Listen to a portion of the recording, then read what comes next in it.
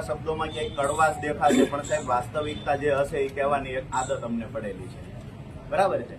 અહીંયા આજે જે પાટીદાર સમાજની દીકરી સાથેની જે ઘટના બની, આવી જ ઘટના આજથી 3 વર્ષ પહેલા લુવારા ગામે હેમુબેન પર બનેલી. સમાજનો ખૂબ આક્રોશ, જે રીતે આજે 4-5 દિવસ એક અઠવાડિયાથી સમાજનો આક્રોશ છે, એવો જ આક્રોશ એ વખતે અમરેલીમાં ફાટી નીકળેલો.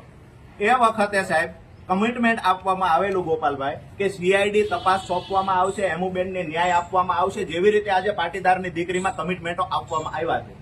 તો આજ દિવસ સુધી સીઆઈડી તપાસનું શું થયું? સાહેબ રિકન્સ્ટ્રક્શનના નામે માત્ર ને માત્ર ઘણી બધી ફરિયાદો અમને મળે છે કે વરઘોડાના બહાના હેઠળ પોલીસ લાખો રૂપિયા પડાવતી હોય. અમારી વાત તમને નહીં ગમે સાહેબ. પોલીસ લાખો રૂપિયા પડાવતી હોય ને આવા ઘણા બધા ફોન અમને આવે છે.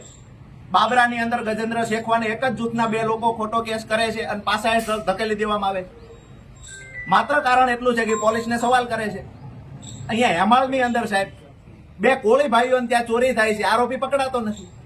રાજુલા તાલુકામાં મંદિરોની દાનપેટીઓ લૂંટાય છે, આરોપી પકડાતો નથી. અમરેલીમાં હોમ ડિલિવરી દારૂ મળે છે, આરોપી પકડાતા નથી. કોની રહેમ નજર નીચે ભૂમાફિયાઓ ધંધો કરે છે. આજે પાટીદારની દીકરી સાથે અન્યાય થયો. કોઈ સમાજનું સાહેબ, અમે માત્ર એક સમાજની વાત નથી કરતા. કાઠીની દીકરી હોય, કોળીની હોય, પાટીદારની હોય, સાહેબ વરઘોડાના નામે જે સમાજના આગેવાનો પાસેથી અથવા આરોપી પાસેથી જે મોટી રકમ વસૂલવાના જે આરોપો લાગે છે ને, આ ખાખીને દાગ લગાવતું કૃત્ય છે. સાહેબ અમે વિનંતી કરીએ છીએ કે આવનાર દિવસોમાં આ વરઘોડા શબ્દથી પોલીસને નફરત આવવી જોઈએ, કારણ કે કોકની બેન દીકરીની ઇજ્જત લૂંટાણી છે. આમાં આજે જેલમાં તમે મોકલી દીધી કોઈ કુંવારી દીકરીને. સાહેબ કલ્પના કરો છો, ગુજરાત છે, કાઠિયાવાડ છે, દીકરી જેલમાં ગઈ છે, એની સાથે કાલ કોણ લગ્ન કરશે? તમે દીકરીની ઇજ્જત આબરૂ ઉપર ખેલ કર્યો છે, તો એ દીકરીને ન્યાય કોણ અપાવશે? આબરૂ કોણ પાછી લાવી દેશે? વિનંતી કરીએ સાહેબ હાથ જોડીને તમને અમરેલી પોલીસને કે ફરી વખત આ મુદ્દે અમારે લડવા, આ મુદ્દે બોલવા ન આવવું પડે.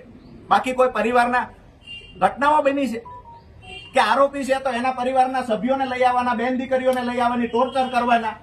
આરોપી છે તો એના ઘરેથી ઘોડા લઈ આવવાના. આ કાયદો તમે ક્યાંય ભણ્યા છો? કાયદામાં આવ્યું છે ક્યાંય? બંધારણમાં આવી કોઈ જોગવાઈ છે કે આરોપીના ઘરેથી ઘોડા લઈ આવવા, ભેંસું લઈ આવી, ગાયો લઈ આવી, એની માતાઓ બહેનોને લઈ આવી?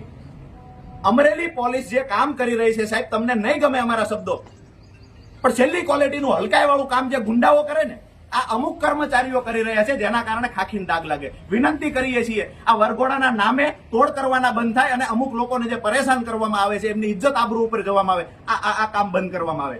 બાકી કાયદો અમે ભણ્યા છીએ સાહેબ, કે કાયદાની ઉપરવટ પોલીસ જાય અને અમારે કાયદાનું ભાન કરાવવું પડે ને, આટલું ન થાય ને વિનંતી કરવા આવ્યા છે. આભાર.